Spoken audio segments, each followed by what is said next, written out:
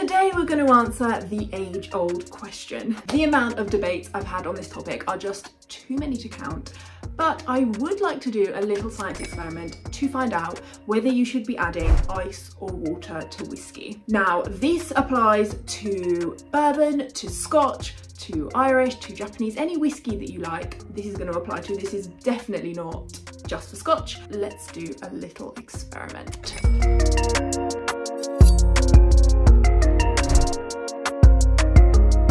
To keep this a fair test, I have 3 Glencairn glasses, each full with the same amount of whiskey. I also have a water jug and I have a cup full of ice. The whiskey I'm going to be trying is the Ardnamurchan AD0222. It's bottled at cask strength of 58.7% ABV, so pretty hefty there. It's actually very transparent, the cask makeup for this. So there were 50 casks used, 10 of them were unpeated and 50 of them are peated, so this is supposed to be pretty peaty. It matured in 45 ex-bourbon casks and 5 ex-sherry casks, so a really interesting mix. It's going to do great for this experiment. On the nose, it's quite lemony, definitely got a lot of smoke in there, some salt, a little bit of citrus. Let's try it, Sancha. Okay, there is no hiding from that alcohol burn. This is intense. I actually personally really do enjoy a whiskey with a high ABV. I actually like that burn that you get at the back of your throat. There's a lot of smoke on this.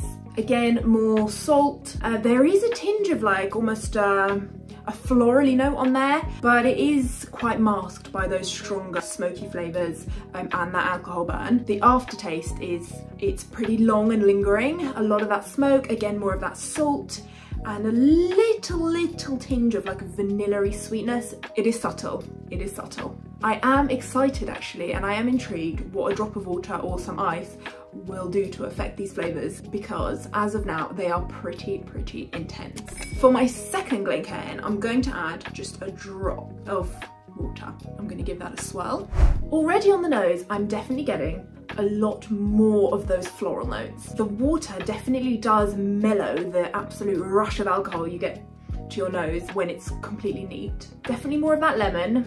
I'd say it's pretty similar to the neat version, but it's just, everything is just mellowed out a little bit. Let's try it. Wow, it's so fascinating how much one drop of water can change a whiskey entirely. And I don't just mean the flavours are mellowed. You can actually begin to taste more flavour notes when you add the water. For example, in this case, the honey notes that I'm getting through are definitely being accentuated. There's a lot more of those floral notes. There's still an intense amount of smoke. You definitely aren't missing that. The finish is less intense. It doesn't linger for as long, but it still lingers for a decent amount of time. You definitely haven't killed the whiskey. It's just a slightly more palatable version. And actually, the fact that you can get those entirely new notes from the water is brilliant. It also means that if you have a bottle of whiskey with a high ABV, you can enjoy it both neat and you can have a whole new experience when you just add a drop. So it's almost like a 2-in-1, which is always a bonus. Now for my third Glencairn, I am going to add